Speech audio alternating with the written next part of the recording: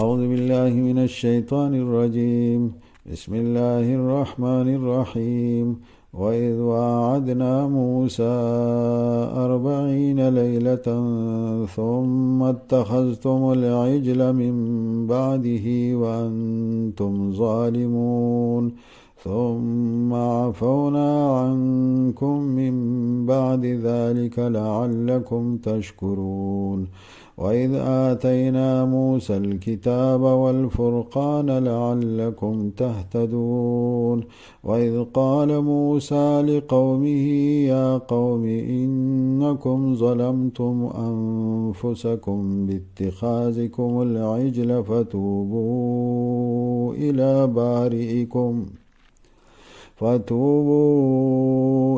بارئكم فاقتلوا أنفسكم ذلكم خير لكم عند بارئكم فتاب عليكم إنه هو التواب الرحيم. مخکې الله تبارک وتعالی په بنی اسرائیل باندې د خپل نعمت ذکر او فرمایو چې الله پاک په دې باندې احسان وکړو او د فرعونانو د ظلمونو نه اخلاص کړل. دې ته الله پاک ازادي ورکړه. دا یو ظاهري او دنیوي نعمت و. اوس په دې آیات کې الله پاک په بنی اسرائیل باندې د یو بل نعمت عظیم نعمت ذکر فرمایي چې هغه معنوي او دینی نعمت دی چې الله پاک د دې د هدایت لپاره تنظیم وکړو او خپل کتاب تورات نازل کو. نو کله چې بنی اسرائیل آزاد شو او دې لپاره اوس یو نظام او قانون پکارو او دا چې د الله تبارک وتعالی د دې نعمتونو شکریا ادا کی په دې طریقه باندې چې الله د ژوند د الله پاک د حکم مطابق تیر کړي. نو د الله تبارک وتعالی احکامات او د ژوند تیرولو طریقه الله تبارک وتعالی ورته نازل کړ. خپل کتاب نازل کو.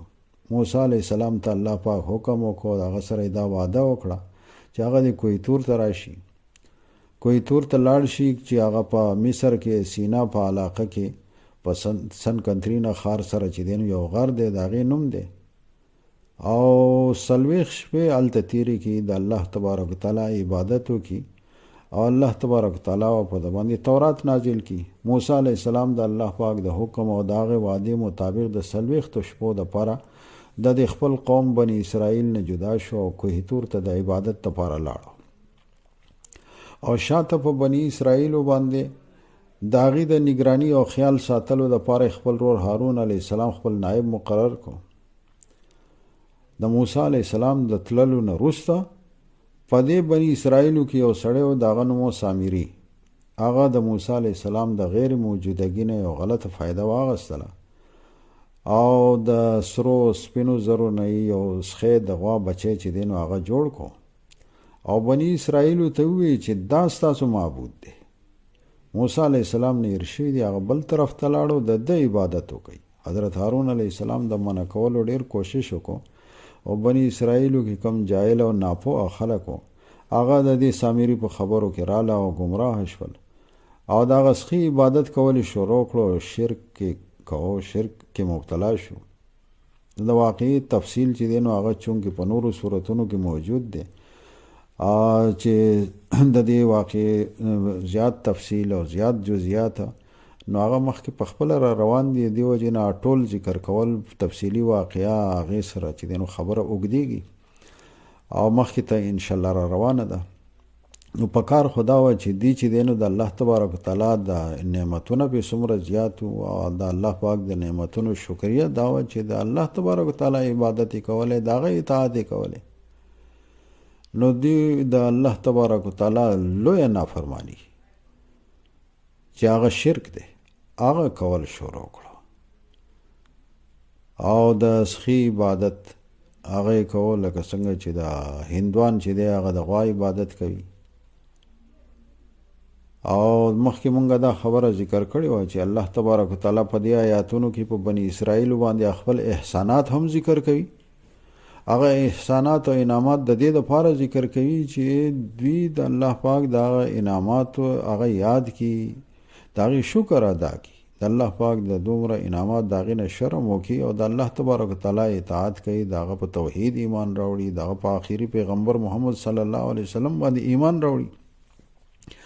او ورسره په دې آیاتونو کې د بنی اسرائیلو په دې تذکره کې الله تبارک وتعالی د دې بنی اسرائیلو هغه قباحتونه، د دې نقصانات، د دې هغه نافرمانیانې، د دې د الله تبارک وتعالی د دې لوی نعمتونو هغه ناشکریانې هغه هم الله تبارک وتعالی ذکر کوي. ځکه چې په عربو کې ډېر خلک داسې و چې هغه به د دې تقلید کوه او دا به ویل چې دا اهل کتاب دی، دا پوهه دي چې هر څه کوي هغه به ټیک وي.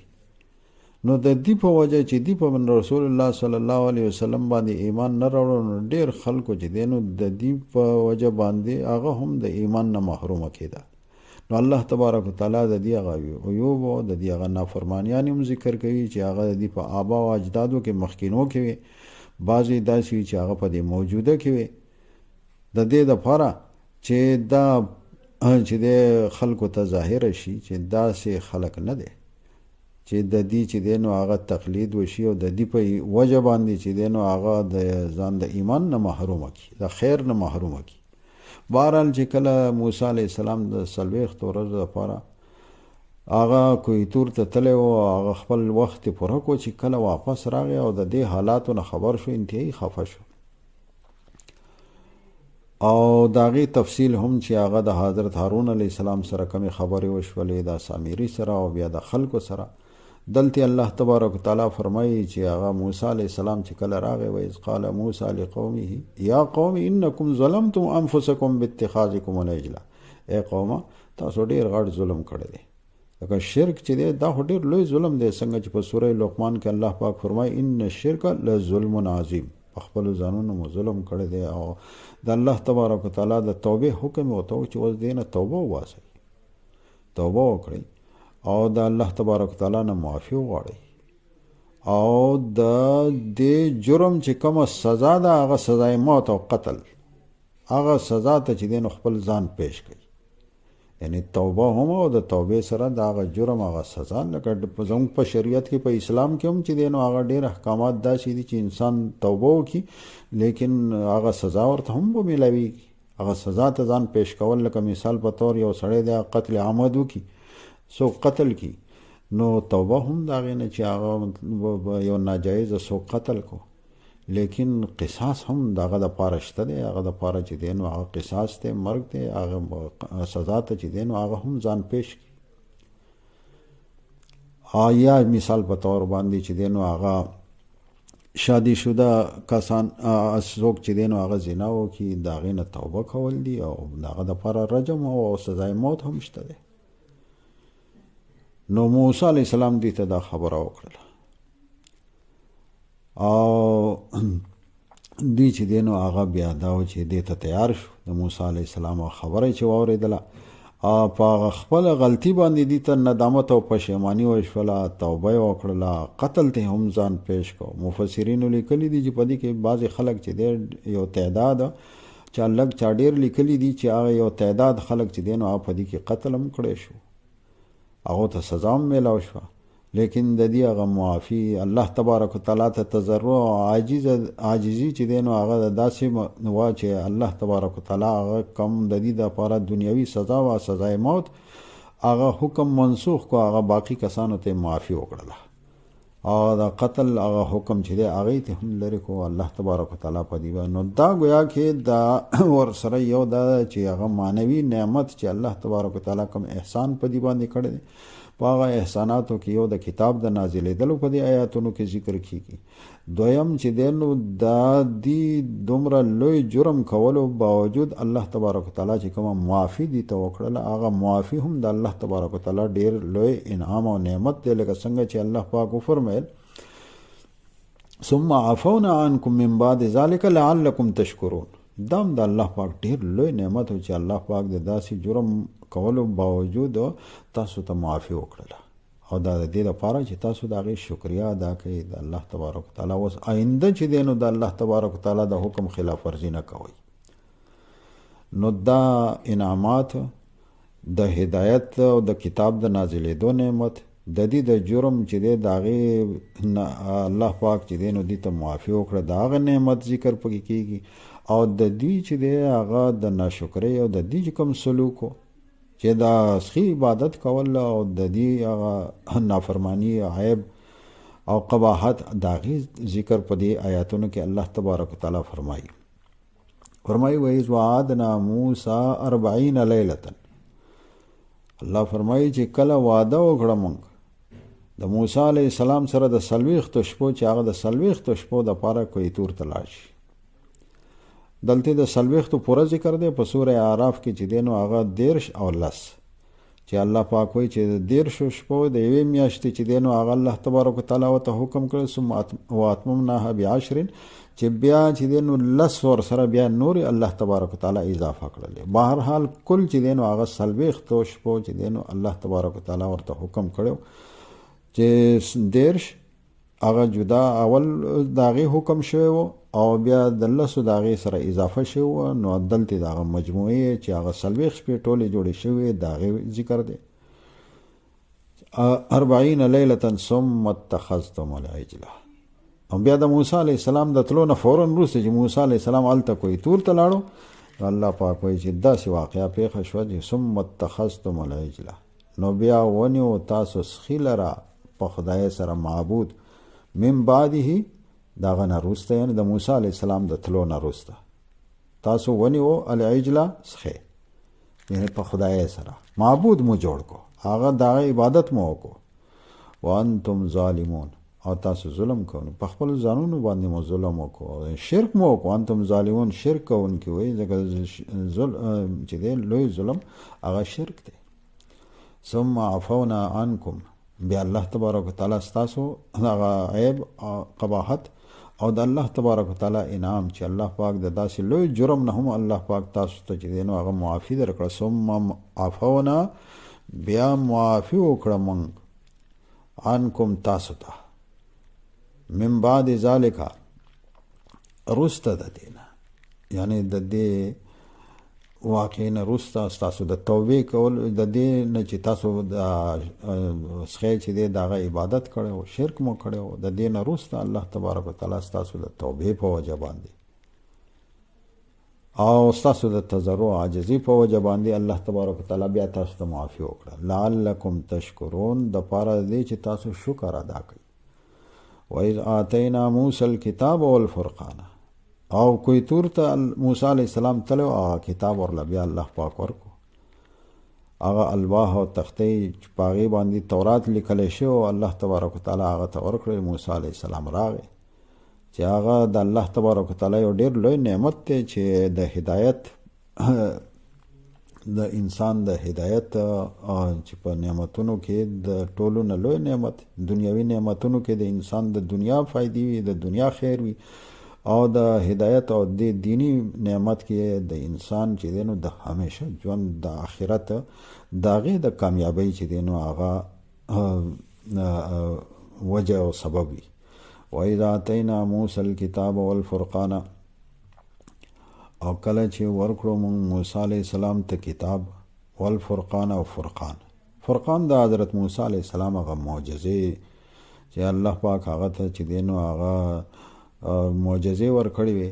فرقان خو اصل معنی ده فرق کوونکی، یعنی د حق او د باطل په منځ کې فرق کوونکی چې خلکو ته پته ولګي چې دا حق دی دا باطل دی، دا سحر دی او دا چې دی نو هغه نبوت دی. دا موسی علیه السلام ته الله پاک داسې معجزې ورکړې فرقان چې فرق کوونکی د حق او د باطل په منځ کې. دا کتاب الله پاک ورکو، معجزې الله پاک موسی علیه السلام ته ورکړلې د دې دپاره چې د قوم ته د هدایت لار اسانه وي، او قوم چې دی نو هغه دغه الله پاک د توحید دلایل چې په کتاب کې دي دغه معجزې دي د هغې په وجه باندې دی هدایت بیا مومي، او په هغه هدایت چې په نعمتونو کې لوی نعمت دی چې د کمې په صورت فاتحه کې چې دی نو دعا کړی شوی چې اهدنا الصراط المستقیم لعلکم تهتدون، د پاره دی چې تاسو هدایت بیا مومئ. وَإِذْ قَالَ مُوسَى لِقَوْمِهِ يَا قَوْمِ إِنَّكُمْ ظَلَمْتُمْ أَنفُسَكُمْ، موسی علیه السلام چې کله راغی او دا کتاب ورله الله پاک ورکو، هغه یې راوړو او د قوم د حالاتو نه خبر شو، نو قوم ته یې څه وویل؟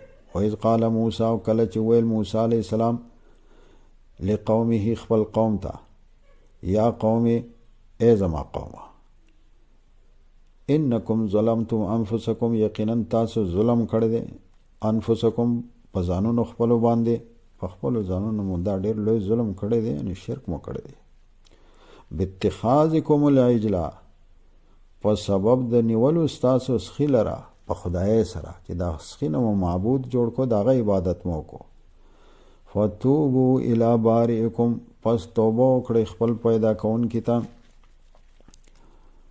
چې کم الله پیدا کړي د هغه عبادت مو پرېښود او د هغه سره مو شریک جوړ کو، نو تاسو اوس معافي وغواړئ د هغه نه. او د معافي سره سره فقتلوا انفسکم، نو ووژنئ، قتل کوي انفسکم خپل ځانونه. دا معنی نه ده چې خودکشي وکړي، خپل ځان دی یو سړی په خپله قتل کړي. مطلب دا دی چې انفسکم یعنی د خپل قوم کسان چې کوم چې دی نو هغو شرک نو کړی، هغه وخت چې دی نو هغه کسان چې چا جرم او شرک کړی دی هغه به قتل کړي.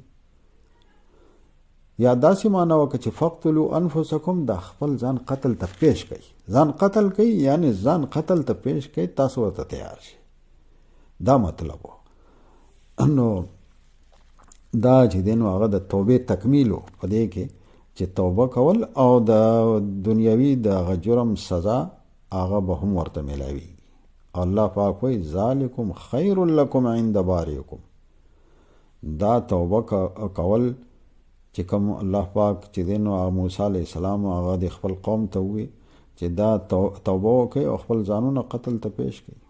بظاهر خو په دې کې دنیا نقصان دی، د انسان چې دی نو هغه مرګ او د هغه د ژوند چې دی نو هغه ختمېدل دي، لیکن موسی علیه السلام ورته وایي ذالکم خیر لکم عند بارئکم، د الله په نزد باندې خو دا ستاسو دپاره خیر دی، په دې کې ستاسو دپاره بهتري ده، لکه په دې کې ستاسو د آخرت د همیشه ژوند او د همیشه کامیابي ده. ذالکم خیر لکم، نو دا توبه کول، ذالکم د اسم اشاره ده د توبې کولو ته چې دا بهتره ده، لکم ستاسو د پاره، تاسو لره دا بهتره ده، عند بارئکم په نزد د پیدا کوونکي ستاسو، یعنی په نزد د خدای باندې، د الله پاک په نزد باندې ستاسو د پاره دا بهتره ده. فتاب علیکم، بس دی چې ورته تیار شو توبه وکړه، فتاب علیکم، نو الله پاک توبه قبول کړ دی. فتاب علیکم، پس توبه قبول کړه، علیکم ستاسو توبه الله پاک قبول کړه. انه هو التواب الرحیم، یقینا هغه ډیر توبه، تواب د مبالغه صيغه ده، ډیر زیات الله پاک په توبه خوشحاليږي او توبه قبلوي، ډیر توبه قبلون کې دی او رحم کون کې دی، رحیم دی. وَإِذْ وَعَدْنَا مُوسَى 40 لَيْلَةً، او کله چې وعده وکړه موږ د موسی علیه السلام سره د 40 شپو. ثم اتخذتم العجل، نو بیا ونیو تاسو سخي لره په خدای سره، هغه دغه سخي عبادت مو وکړو. من بعده، پس د موسی علیه السلام نه، یعنې دغه د تللو نه وروسته. وانتم ظالمون، او تاسو ظلم کوونکي وئ.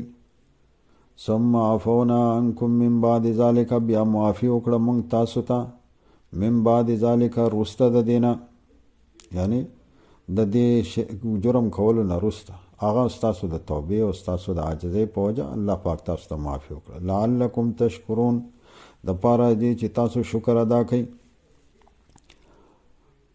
وَإِذْ آتَيْنَا مُوسَى الْكِتَابَ وَالْفُرْقَانَ، او کله چې ورکوم موسی علیه السلام ته کتاب، والفرقان، او هغه فرق کوونکې معجزې د حق او د باطل په منځ کې فرق کوونکې معجزې مو ورکړې. الله پاک فرمایي چې د دې دپاره لعلکم تهتدون، د پاره د دې چې تاسو هدایت بیا مومئ.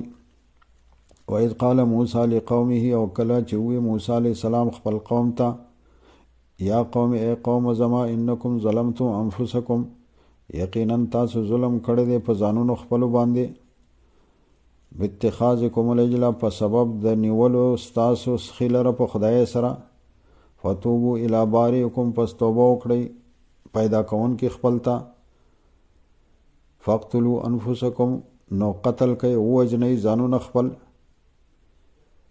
ذالکم خیر لکم عند باریکم دا توبه کول او دا خپل ځان قتل ته پیش کول ذالکم اشاره ده دیتا ذالکم دا خیر لکم بهتره ده تاسو لره عند باریکم پنیز د پیدا کون کی ستاسو دا پیدا کون کی دا صفت د الله تبارک وتعالی په صفاتو کې